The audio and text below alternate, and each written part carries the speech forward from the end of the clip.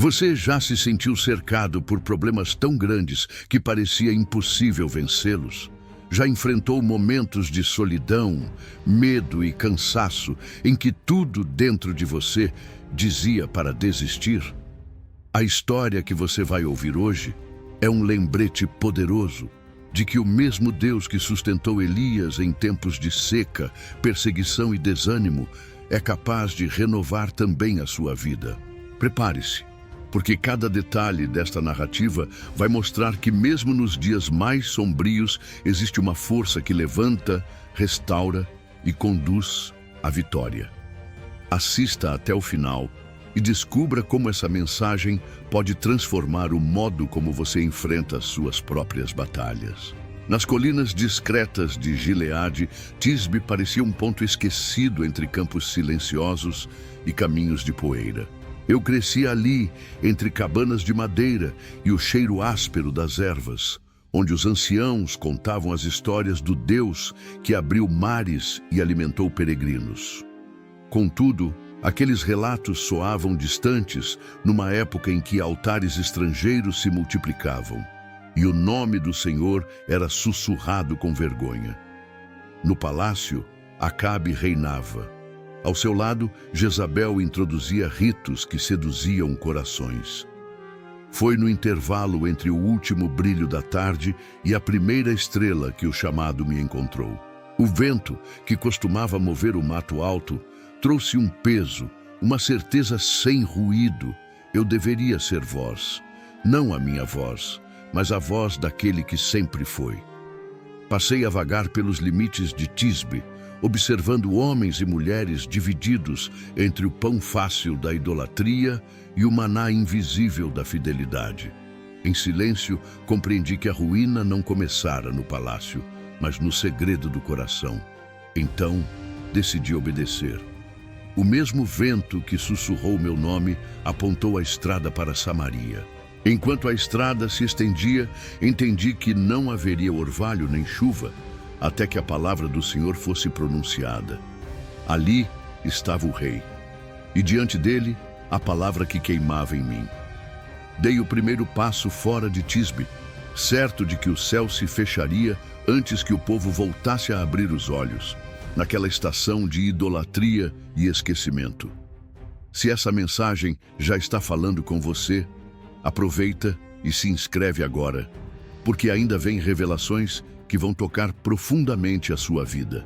A estrada até Samaria parecia longa, mas o peso que carregava em meu coração era maior que a distância. Cada passo me lembrava de que eu não ia falar em meu nome, mas em nome do Deus que reina sobre céus e terra. Quando atravessei os portões do palácio, vi a pompa da corte, os adornos de marfim e ouro, mas nada da glória do Senhor. Ali, no trono, estava Acabe, cercado de conselheiros e símbolos de poder terreno. Não hesitei.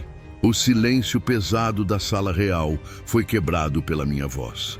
Tão certo como vive o Senhor, Deus de Israel, diante de quem estou nestes anos, não haverá orvalho nem chuva, senão segundo a minha palavra.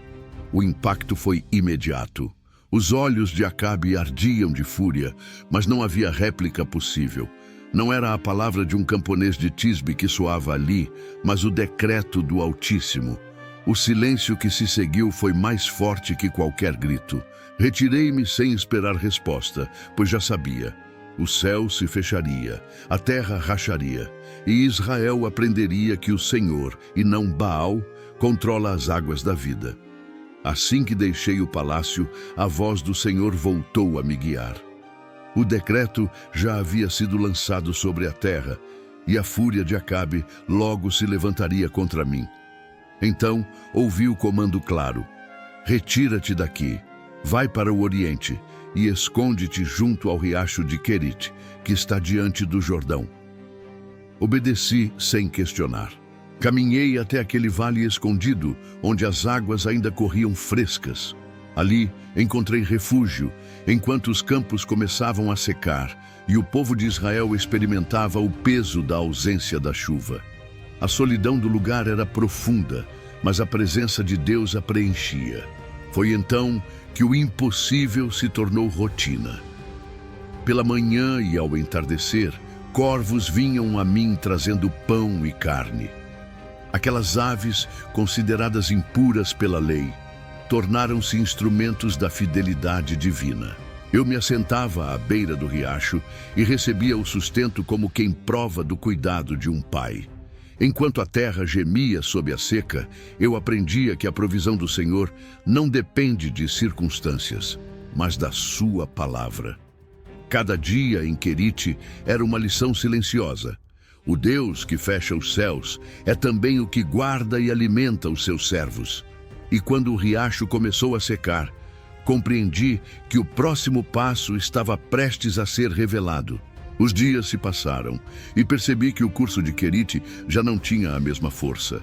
A cada manhã, a água que antes me saciava se tornava mais escassa, até que restou apenas terra rachada.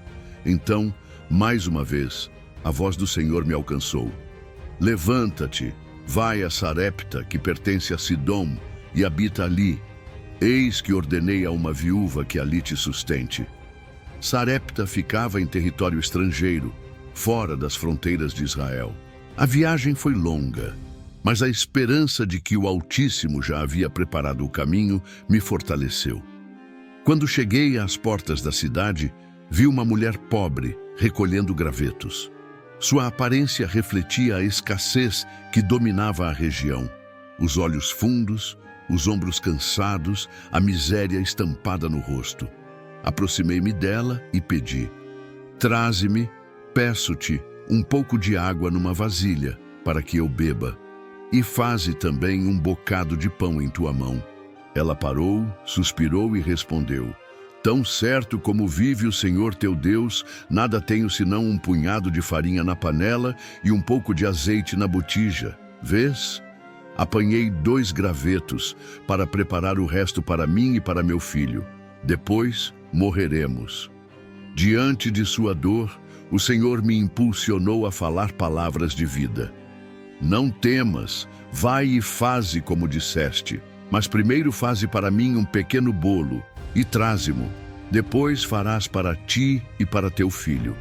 Pois assim diz o Senhor, Deus de Israel: a farinha da panela não se acabará, e o azeite da botija não faltará até o dia em que o Senhor fizer chover sobre a terra. A mulher me olhou em silêncio, e sua decisão foi um ato de fé extraordinária. Preparou o bolo, trouxe-me, e desde aquele dia o milagre se estabeleceu. A panela nunca mais ficou vazia, e o azeite nunca faltou. Durante meses, enquanto a fome consumia as nações, aquela casa era sustentada pelo cuidado invisível do Altíssimo. Mas a fé da viúva seria provada ainda mais. Seu filho adoeceu gravemente, até que não havia mais fôlego nele. Desesperada, ela me procurou, clamando com lágrimas: vieste a mim para trazeres à memória a minha iniquidade e matares meu filho? Tomei o menino em meus braços, levei-o ao quarto e clamei ao Senhor. Ó Senhor meu Deus, rogo-te que a alma deste menino torne a entrar nele. Estendi-me sobre ele 3 vezes, implorando ao Deus da vida. E o milagre aconteceu. O menino reviveu. Seus olhos se abriram e o sopro da vida voltou ao seu peito. Entreguei-o à mãe e disse: vê, teu filho vive. Aquela mulher, já marcada pela provisão diária, agora proclamou com lágrimas: agora sei que tu és homem de Deus e que a palavra do Senhor na tua boca é verdade. Sua casa se tornou um santuário de fé e sua história um testemunho eterno da fidelidade de Deus. Passados dias e meses de seca, o Senhor me ordenou que me apresentasse novamente a Acabe. O céu estava duro como bronze, a terra rachada como barro queimado, e o povo gemia de fome. Quando o rei me viu, sua voz era de ira e acusação: és tu, perturbador de Israel? Mas eu respondi com firmeza: não tenho perturbado Israel, mas tu e a casa de teu pai, porque deixastes os mandamentos do Senhor e seguistes a Baal. Então anunciei o desafio: que Acabe reunisse todo o povo no Monte Carmelo, junto com os 450 profetas de Baal e os 400 profetas de Aserá que comiam à mesa de Jezabel. Ali, diante de todos, a questão seria decidida. Quando o povo se reuniu no monte, ergui a voz. Até quando cocheareis entre dois pensamentos? Se o Senhor é Deus, segui-o. Se Baal, segui-o. O silêncio foi a resposta da multidão. Então propus 2 altares, 2 sacrifícios, mas nenhum fogo humano. O Deus que respondesse com fogo seria o verdadeiro Senhor. Os profetas de Baal começaram. Desde a manhã até o meio-dia clamaram, dançaram, gritavam: ó Baal, responde-nos! Mas não havia voz, nem resposta. O sol queimava o monte e eles se agitavam em desespero. Ao meio-dia comecei a zombar. Clamai mais alto, pois ele é Deus. Talvez esteja meditando, ou ocupado, ou viajando. Quem sabe dorme e precisa ser despertado. Eles clamaram ainda mais alto, cortando-se com facas até o sangue escorrer. Mas mesmo assim, não havia som, nem sinal. Chegou minha vez. Chamei o povo para perto de mim. O altar do Senhor estava em ruínas e comecei a reconstruí-lo com 12 pedras, uma para cada tribo de Israel. Era um gesto solene. Restaurar o altar era restaurar a aliança. Coloquei a lenha, o sacrifício e ordenei que despejassem água sobre o holocausto. Fizeram isso 3 vezes, até que tudo estava encharcado e a água corria ao redor, enchendo a valeta. Então levantei os olhos ao céu e orei.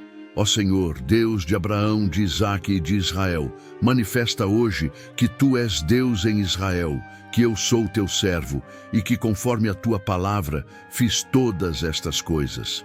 Responde-me, Senhor, responde-me, para que este povo saiba que Tu, Senhor, és Deus e que fazes o coração deles voltar para Ti. No instante seguinte, o fogo caiu do céu. Não era uma chama comum, mas uma torrente ardente que consumiu o sacrifício, a lenha, as pedras, o pó e até a água da valeta. O Monte Carmelo estremeceu com a glória do Altíssimo.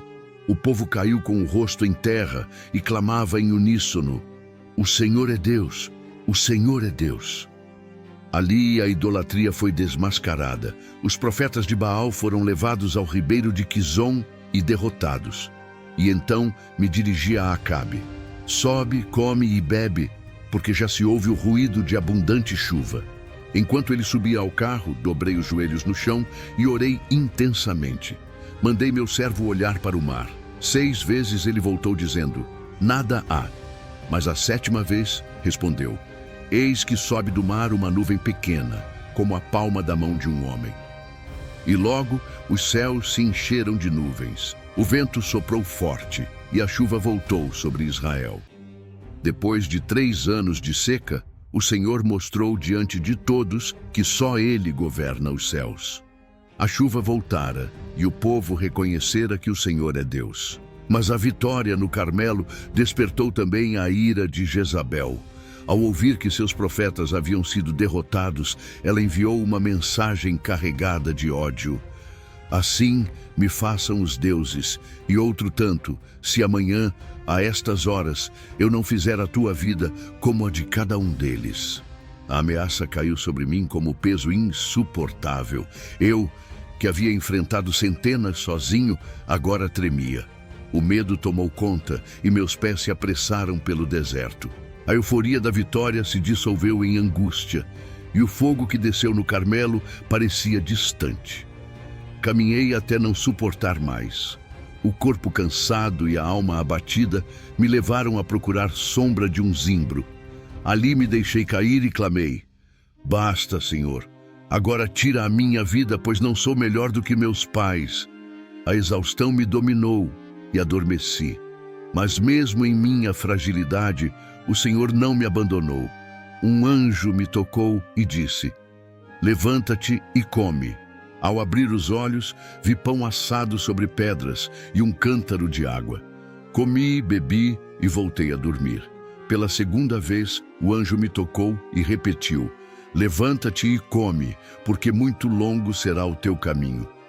Fortalecido por aquele alimento celestial, levantei-me e recomecei a caminhar. Cada passo era sustentado pela graça invisível do Senhor, que não apenas dá vitórias diante das multidões, mas também cuida do profeta cansado e abatido na solidão do deserto. E assim, iniciei a longa jornada rumo ao monte de Deus, onde algo ainda mais profundo me aguardava. Caminhei 40 dias e 40 noites, sustentado pelo alimento que recebi no deserto.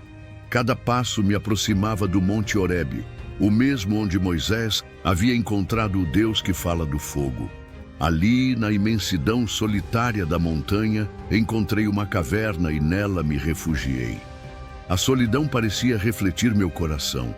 Senti-me como o último profeta, como se todo Israel tivesse se rendido à idolatria. Então ouvi a voz do Senhor: "Que fazes aqui, Elias?" Derramei minha alma em lamento. Tenho sido zeloso pelo Senhor, Deus dos exércitos. Os filhos de Israel deixaram a tua aliança, derrubaram os teus altares e mataram os teus profetas. Só eu fiquei e procuram tirar minha vida. Deus então me chamou para estar em sua presença. E vieram as manifestações. Primeiro um vento impetuoso que fendia os montes, mas o Senhor não estava no vento. Depois, um terremoto sacudiu a terra, mas o Senhor não estava no terremoto. Em seguida, veio o fogo devorador, mas o Senhor não estava no fogo.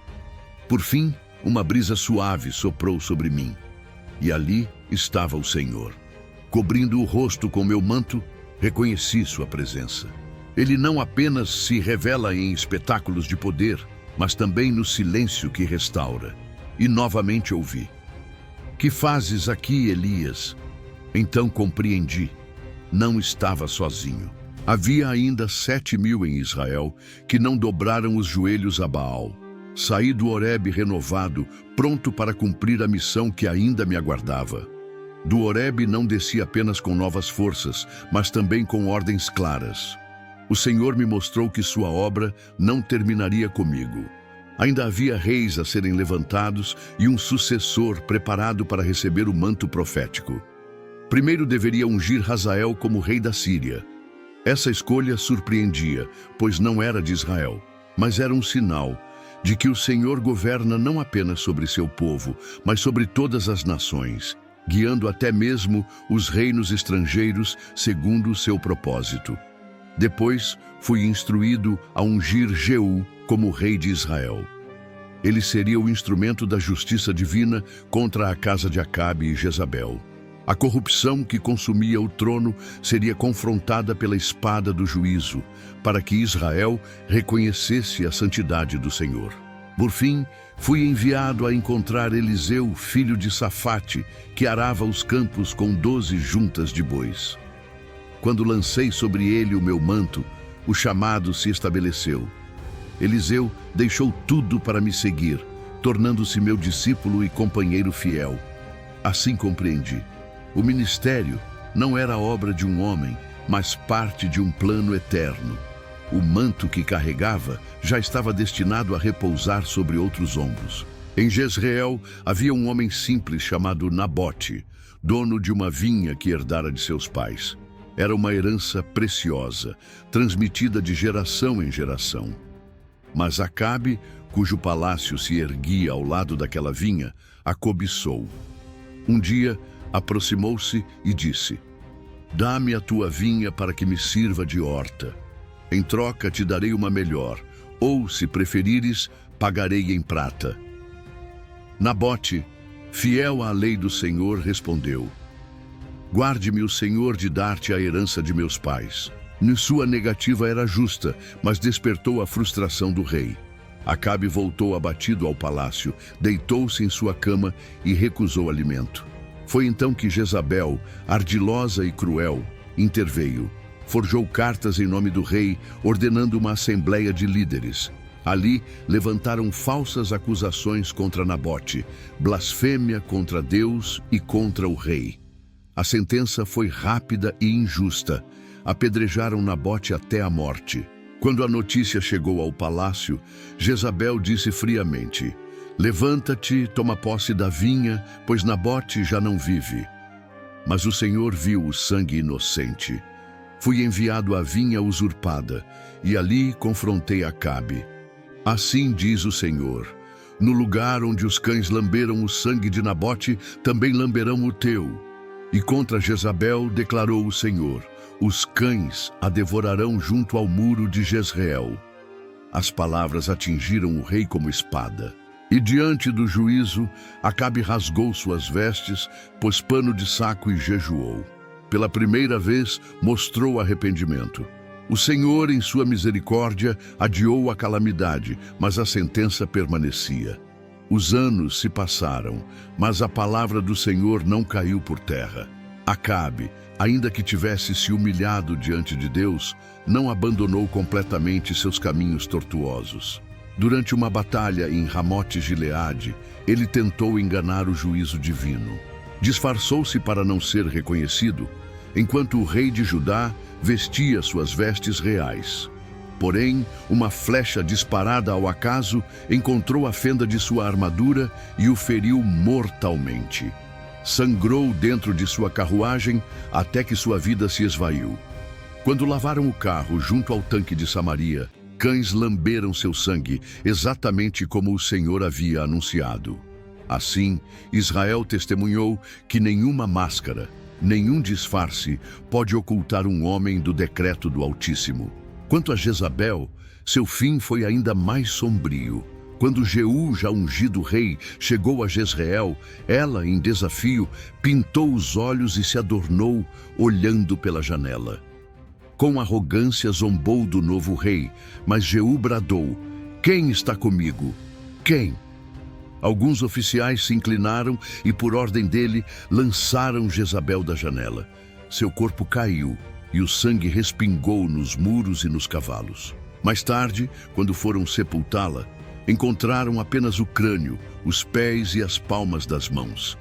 Os cães haviam devorado o restante, cumprindo a palavra do Senhor. Assim, a casa de Acabe e Jezabel chegou ao seu fim, e o povo soube que a justiça do Senhor é inexorável, ainda que tarde a se cumprir. O tempo do meu ministério na terra chegava ao fim. Eliseu, meu discípulo e companheiro fiel, caminhava ao meu lado. Partimos de Gilgal a Betel, de Betel a Jericó e dali ao Jordão.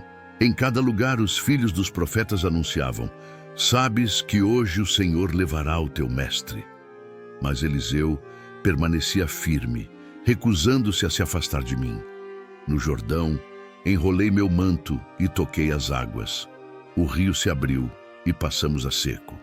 Então disse a Eliseu: pede-me o que queres que eu te faça antes que seja tomado de ti.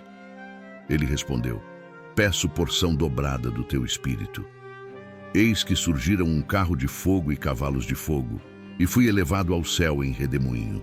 Enquanto subia, meu manto caiu, e Eliseu o tomou. Assim a obra profética não terminou comigo, mas continuou com ele, porque o Deus de Israel permanece o mesmo de geração em geração.